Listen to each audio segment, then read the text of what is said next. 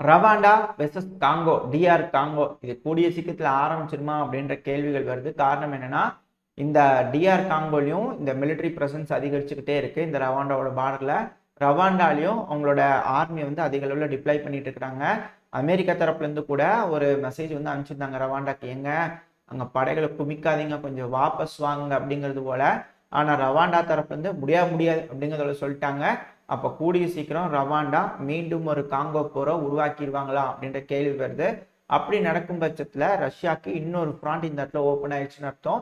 இந்த காங்கோவை காப்பாற்றணுன்றதுக்காக அவங்களோட ராணுவம், அதாவது இந்த ஆப்பிரிக்கா கார்ப்ஸ் இருக்கிறாங்க இல்லையா, முன்னாடி வேக்னர்னு அழைக்கப்பட்டது இல்லையா, அதை பெருமளவில் இங்க ரீடிப்ளை பண்ணாங்கன்னா இந்த இடத்துல ஒரு மிகப்பெரிய பிரச்சனை நடந்துட்டு இருக்கும். இந்த போர்ல ரஷ்ய வீரர்கள் இறங்கி காங்கோக்காக போராடி ஆகணும். ஏன்னா இது அவங்களோட ஒரு மிகப்பெரிய ஸ்ட்ராங் ஹோல்டா மாறதுக்கான வாய்ப்பு இருக்கு. இதுல சீனாவும் உள்ள களமிறங்குவாங்க. அப்படி இருக்கும்போது எதிரில் ரவாண்டாக்கு ஆதரவா மேற்குலக நாடுகள் அப்படிங்கிறது போல சூப்பர் பவர்ஸோட பேட்டில் இந்த ஆப்பிரிக்கா பக்கம் திரும்பிடுமா அப்படிங்கிறது போல இருக்கு. இதுல என்னன்னா, இந்த காங்கோ மட்டும் விழுந்துருச்சு அப்படின்னா, அதாவது மேற்குலக நாடுகள் ஜெயிச்சிட்டாங்கன்னா, அதாவது ரவாண்டா ஜெயிச்சிருச்சு அப்படின்னா, மேல இருக்கக்கூடிய சென்ட்ரல் ஆப்பிரிக்கன் ரிப்பப்ளிக் அதுவும் காலியாகும். அப்படியே கொஞ்சம் கொஞ்சமா மேல போச்சுன்னா சாது, பக்கத்துக்கு இருக்கிற சூடான். ஏன்னா இப்ப சூடான்ல வந்து பாத்தீங்கன்னா ரஷ்யா வந்து ஜெயிக்கிற மாதிரியான சூழ்நிலை இருக்கு. ரஷ்யாவோட ஆதரவா இருக்கக்கூடிய அந்த சப்போர்ட்டிங் ராணுவம் வந்து ஜெயிக்கிற மாதிரியா இருக்கு. அப்படி ஜெயிச்சுட்டாங்க அப்படின்னா இந்த சூடான்ல வந்து போர்ட் வந்து பாத்தீங்கன்னா ரஷ்யாவோட கைப்பிடிக்குள்ள போயிடும். அப்புறம் இந்த செங்கடலே வந்து பாத்தீங்கன்னா ஃபுல் அண்ட் ஃபுல் இந்த ரஷ்யா சீனா கைப்பிடிக்குள்ள போயிருச்சு அப்படின்னா அந்த சகல் ரீஜன் ஆப்பிரிக்கால எல்லாமே ரஷ்யா கிட்ட போயிடும். அப்படி போயிருச்சு அப்படின்னா இந்த செங்கடல் நடந்துட்டு இருக்கக்கூடிய வர்த்தகம் பாதிப்படையும் அப்படிங்கிறதுக்காக இப்போ புதுசா வர்த்தகத்தை வந்து மாத்தி அமைச்சுக்கிறாங்க. அதுதான் இப்போ சவுதி வழியா போய் அப்படியே இஸ்ரேல் வழியா வெளியே போகுது இல்லையா மெட்ரியான்ஸனுக்கு. இது போல அவங்க வந்து அவங்களோட கட்டுப்பாட்டுக்குள்ள முழுக்க இந்த வர்த்தகம் இருக்கணும் அப்படிங்கிறதுக்காக இந்த ரூட்டை இவங்க ப்ரிஃபர் பண்ணியிருக்கிறாங்க.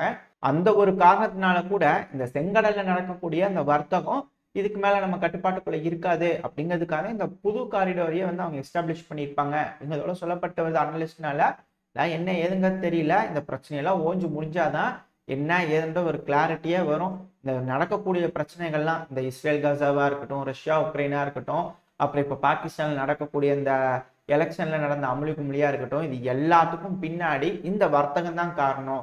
வர்த்தகத்துக்காக தாங்க இந்த போரே நடக்குது அப்படிங்கிறது போல அனலிஸ்ட் தரப்புலாம் சொல்லிட்டு இருக்காங்க. இந்த கருத்து எனக்கும் கொஞ்சம் ஏத்துக்கிற மாதிரி இருக்கு. உங்களோட கருத்துக்கள் என்ன அப்படிங்கிறது மறக்காம கமெண்ட் செக்ஷன்ல சொல்லுங்க.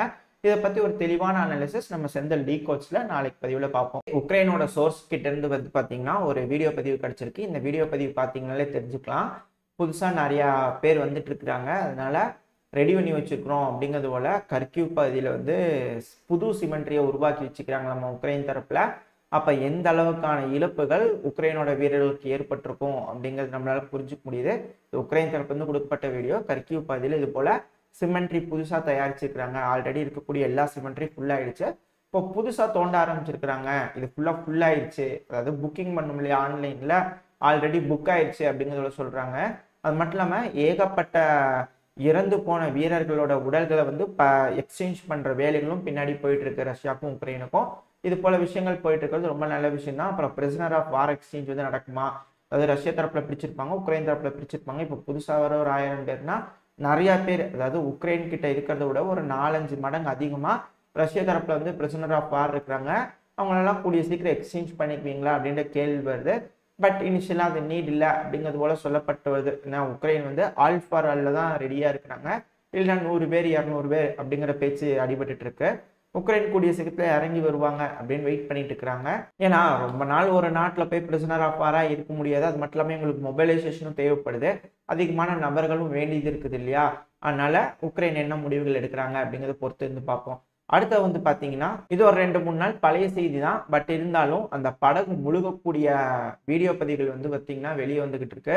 அதான் ஹவுதி வந்து பாத்தீங்கன்னா யூகேவோட ஒரு கண்டெய்னர் ஷிப் அடிச்சாங்க இல்லையா, அந்த ஷிப் முழுகிடுச்சு அப்படிங்கிறது போல வீடியோ பதிவுகள் வந்துகிட்டு இருக்கு.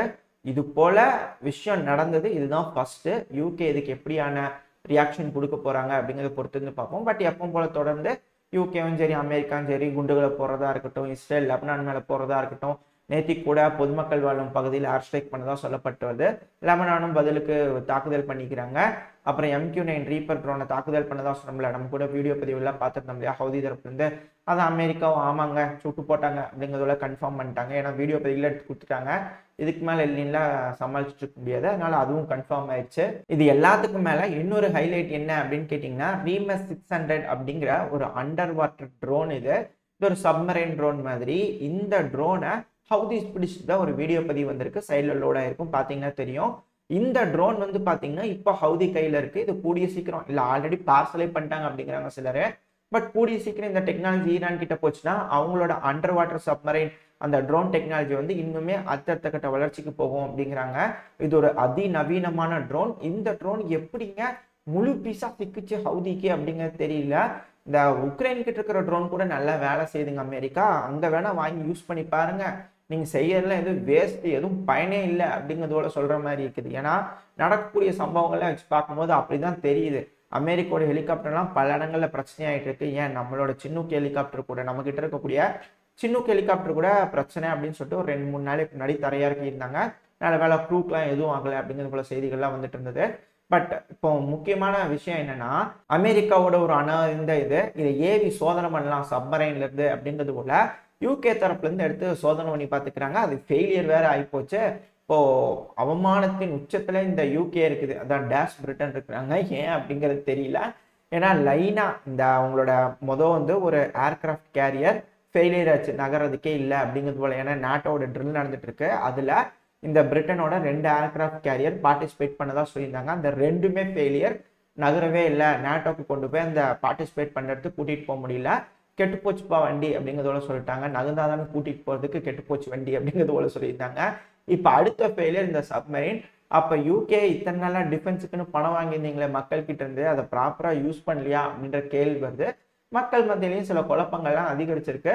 இதனால அங்க டிஃபென்ஸ் மினிஸ்டரா இருப்பார் இல்லையா, இப்போ யூகேயோட டிஃபென்ஸ் மினிஸ்டர் கிராண்ட் சாப்ஸ், அவர்களோட தலையை புரிஞ்சிருச்சு. இது எப்படி ஃபேஸ் பண்ண போறாரு, மீடியாக்கள்லாம் அதிகமான கேள்வி கேட்பாங்களே, அவங்க கேள்விக்கு இவங்க எப்படி பதில் சொல்ல போறாங்க. ஏன்னா ஊடகம் இவங்களோடது ரொம்ப நியாயமான ஊடகம். இந்த இஸ்ரேல் பத்தி கிளிகளின்னு கிளிக்கிறதுல, ஓரளவுக்கு கிளிக்கிறதுல இந்த ஒரு பங்கு உண்டு. அப்படி இருக்கக்கூடிய ரிப்போர்ட்டர்ஸ்லாம் வந்து சும்மா விட்டுருவாங்க இந்த விஷயத்த அப்படிங்கிற கேள்விகள்லாம் வருது. எப்படி கிளிக்கிறாங்க அப்படிங்கிறத பொறுத்து இருந்து பார்ப்போம். அதுக்கு இவர் எப்படி டேக்கிள் பண்றாரு அப்படிங்கிறதையும் பொறுத்து இருந்து பார்ப்போம். ஏன்னா இப்போ சமீபத்தில் வந்து பார்த்தீங்கன்னா ஒரு ரஷ்யன் டிப்ளமேட் ஒருத்தர் அவர்கிட்ட வந்து கேட்டிருந்தாங்க, ஏங்க இது போல அலெக்சி நாவல்னி இருக்கிறார் இல்லைங்க, அவர் இறந்துட்டார்ல, அது ஏன் அவரோட உடலை கூட இன்னும் கொடுக்க மாட்டேறீங்க அப்படிங்கிறது போல சில பல கேள்விகள்லாம் கேட்டிருந்தாங்க. அதுக்கு அவர் வந்து ஒரு பாயிண்ட் பிடிச்சி கேட்டுக்கிறாரு. முதல்ல உங்க நாட்டு சிட்டிசன்ஸ் இருக்கிறாங்க இல்லையா, அவங்களோட பாதுகாப்பு உறுதிப்படுத்துங்க. ஏன்னா அவங்களோட பேர் எனக்கு வாயில வரல. இதுக்கு முன்னாடி நம்ம சேனல்ல அந்த செய்தியை பார்த்துருப்போம். உக்ரைனோட பிரிசன்ல வந்து பாத்தீங்கன்னா அமெரிக்காவோட ஒரு ஜேர்னலிஸ்ட் சிக்கியிருக்கிறாங்க. ஏன்னா அந்த இடத்துல நடக்கக்கூடிய சில விஷயங்களை எழுதிட்டாங்க. ஏன்னா நான் வந்து பொய் சொல்லிட்டு இருக்கிறேன் இல்லையா, அது போல அவங்க நான் பொய் சொல்றேன்னு சொல்லிட்டு உங்ககிட்ட சொல்றேன். ஆனா அவங்க என்ன பண்றாங்கன்னா இதுதான் உண்மை அப்படின்னு ரஷ்யாவுக்கு ஆதரவா இந்த உக்ரைன்ல நடக்கக்கூடிய அநியாயங்கள் அப்படிங்கிறது போல பிளாக் எழுத ஆரம்பிச்சிட்டாங்க. இதனால ராணுவம் வந்து பிடிச்சிட்டு கொண்டு போய் உள்ள வச்சு சித்திரவதை பண்ணியிருப்பாங்க போல இருக்குது. எந்த ஒரு மெடிக்கல் எய்டும் அவங்களுக்கு கொடுக்காம அவங்கள வந்து ஜெயிலே இருந்து இறந்துட்டாங்க. இது போல விஷயம்லாம் இருக்குதுப்பா. உங்க நாட்டு சிட்டிசனை முதல்ல நீங்க பாருங்க, காப்பாத்துறதுக்கு பாருங்க, நியாயம் வாங்கி கொடுங்க, அதை விட்டு ஏறிட்டு வந்துடுறீங்க அடுத்த நாட்டுக்கு அப்படிங்கிறது போல நச்சுன்னு கேட்டு அனுப்பி விட்டுருந்தாரு. இதுக்கு அந்த ரிப்போர்ட்டர் ஜேர்னலிஸ்ட் வந்து எங்க கொண்டு போய் மூஞ்சி வச்சுக்குவாங்கன்னு தெரியல. ஏன்னா இந்த நியாயம் அப்படிங்கிறது அவங்களோட உயிர்லயே பின்னி பிணைஞ்சிருக்கக்கூடிய ஒரு விஷயம். இந்த ஃப்ரீடம் ஆஃப் ஸ்பீச்சு இதெல்லாம் எங்க உங்களோட ஃபேவரா எழுதினாதான் அது ஃப்ரீடமா, இல்லைன்னா இல்லையா அப்படின்றத வந்து வெளிச்சம் போட்டு காமிச்சிக்கிறார் இந்த ரஷ்யாவோட அம்பாசிடர். அவருக்கு ஒரு ஹேட்ஸ் ஆஃப் அப்படிங்கிறது போல பல அனலிஸ்ட் சொல்றாங்க. நம்மளாம் சொல்ல முடியுமா? நம்மளாலாம் சொல்ல முடியாது. அதனால இது போல விஷயங்கள்லாம் நடந்துட்டு இருக்கு அப்படிங்கிறது புரிஞ்சுக்க முடியுது. அப்புறம் இன்னொரு முக்கியமான விஷயங்க, இந்த போரிஸ் ஜான்சன் அவர்கள், ஏன்னா இவர் தான் காரணம் அப்படின்னு உக்ரைன் தரப்புலேருந்தே குற்றச்சாட்டு வச்சுக்கிறாங்க. 18 மாசத்துக்கு முன்னாடியே முடியக்கூடிய இந்த பிரச்சனையை, ரஷ்யா உக்ரைன் பிரச்சனையை இவ்வளவு தூரம் இழுத்துருக்குதுன்னா அதுக்கு முக்கிய காரணம் இந்த போரிஸ் ஜான்சன் என்கின்ற கடவுள் தான். இவர் நம்ம கையெடுத்து கும்பிட்டுக்கணும். இது போல பல நாட்டிலையும் பல பிரச்சனைகளை ஏற்படுத்தணும், இல்ல நல்ல விஷயங்கள் ஏற்படுத்துவாரு அப்படிங்கிறது தெரியும். இப்ப இவர்கிட்ட வந்து பாத்தீங்கன்னா டக்கர் கால்சன் அவர்கள் ஒரு இன்டர்வியூ வச்சுக்கலாமா அப்படின்றது போல கேட்டிருப்பாரு போல இருக்குது.